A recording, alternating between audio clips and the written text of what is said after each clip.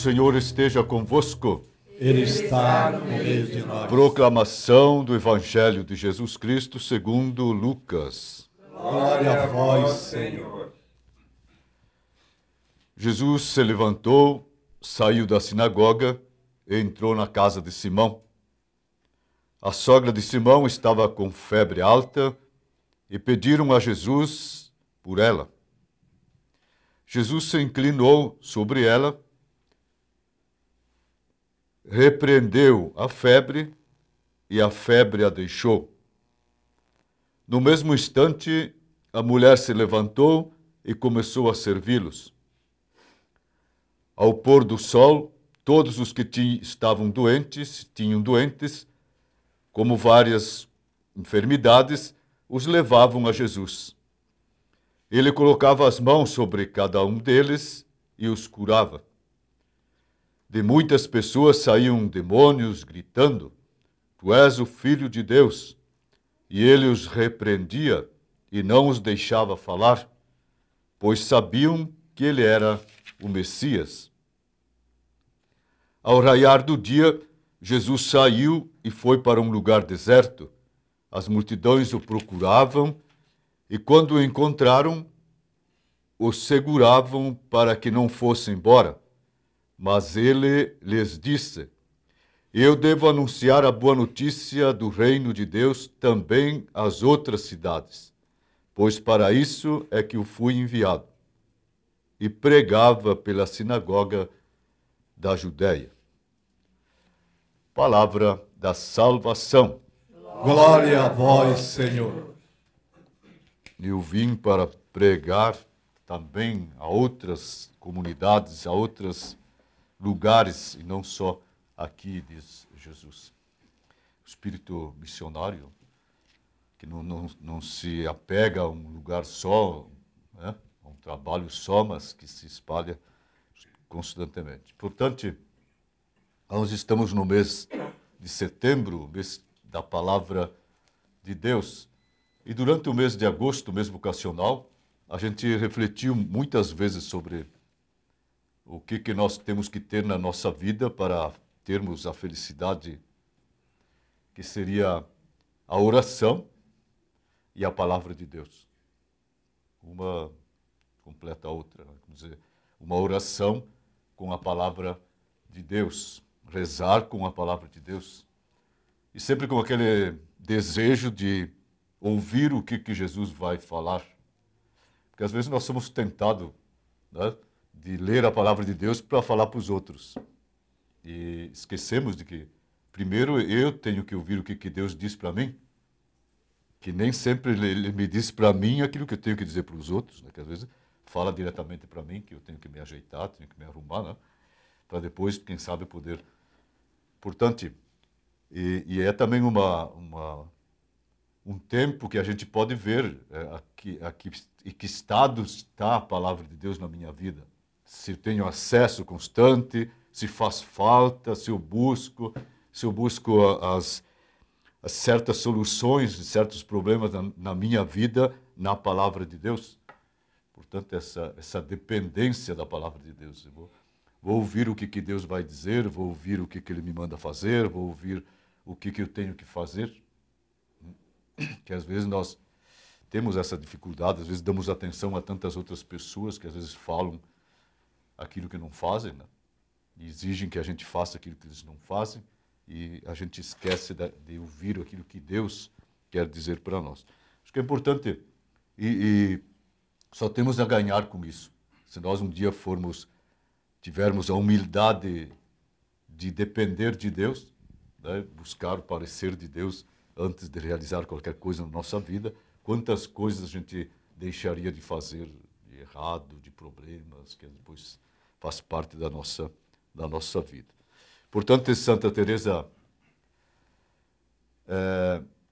coloca para nós também esses dois, primeiro Jesus e depois, importante, né? Diz, se apega a Jesus sofrendo na cruz e depois aos pobres e os mais pobres.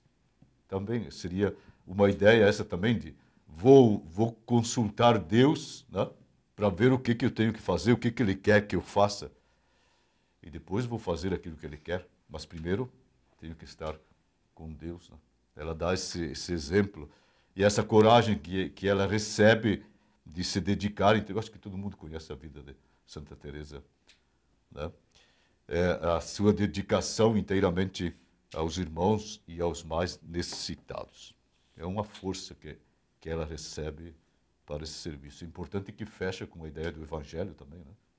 A sogra de Pedro só sentiu de sair da situação que ela se encontrava e o primeiro passo foi, depois que se encontra com Jesus, qual foi o primeiro passo? Servir. Portanto, às vezes a gente diz, eu me encontrei com Jesus, eu estou com Jesus, e o serviço aparece? Né? Às vezes nós podemos estar iludidos com não sei com que Jesus. Né? Se eu não sinto esse desejo de ir ao serviço dos mais necessitados, não é um encontro com Jesus.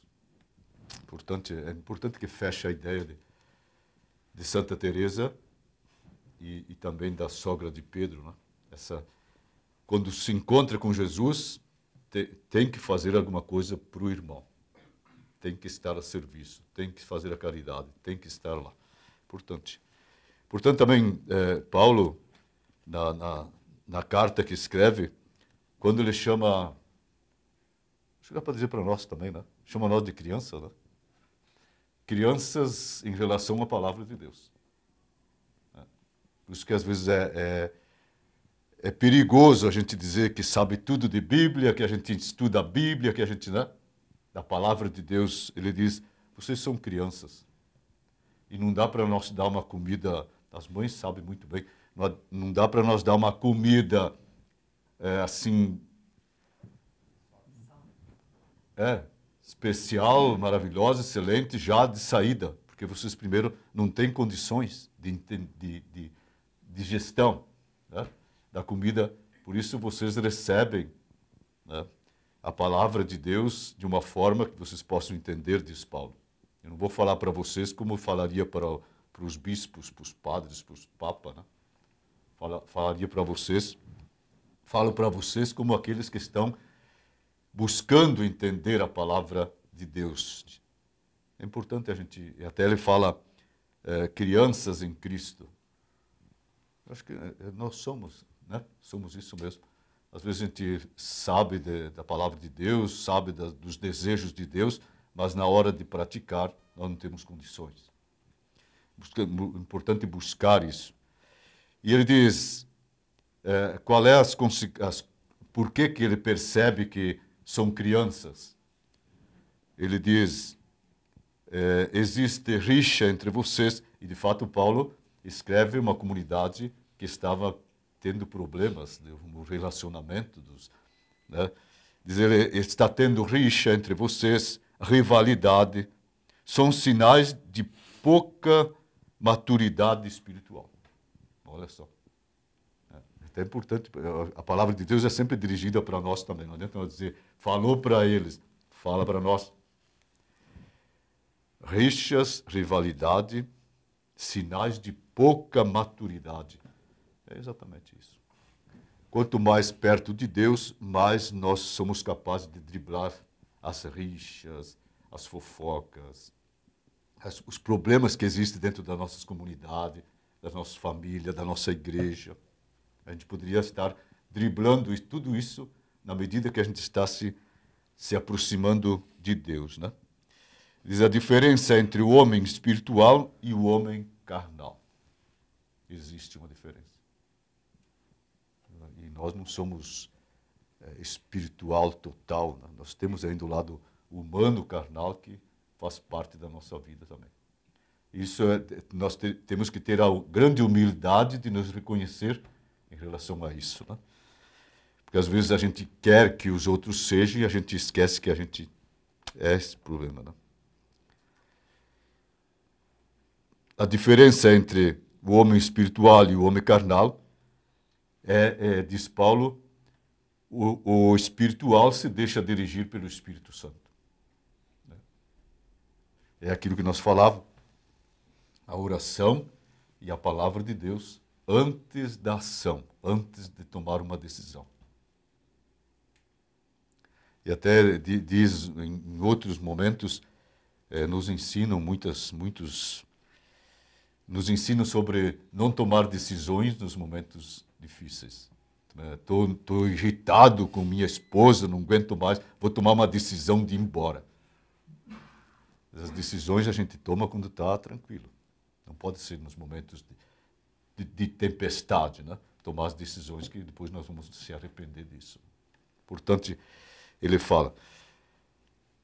Portanto, também quando ele fala das plantas, que ele diz, um é Paulo, um que planta, um que rega e quem colhe. E Deus é quem faz crescer. De novo, Paulo insiste nessa ideia, lá do Evangelho também, quando diz, ela se encontrou em paz quando se encontrou com Deus. Quando ela foi tocada por Jesus, quando ela se encontra com Jesus, ela se dispõe, ela vive a vida com alegria. Paulo também diz, na nossa missão, também nós plantamos, nós regamos, mas quem vai fazer crescer isso é Deus, não é nós. Se essa plantação, se esse cuidado é feito junto de Deus, na nossa vida, né? Em relação às sementes que são lançadas muitas vezes por nós mesmos. Importante também, olhando a ideia de Paulo e no Evangelho, por que a sogra de Pedro ficou curada? Para trabalhar, para servir, para evangelizar. A nossa felicidade, a nossa alegria está em fazer acontecer o desejo de Deus.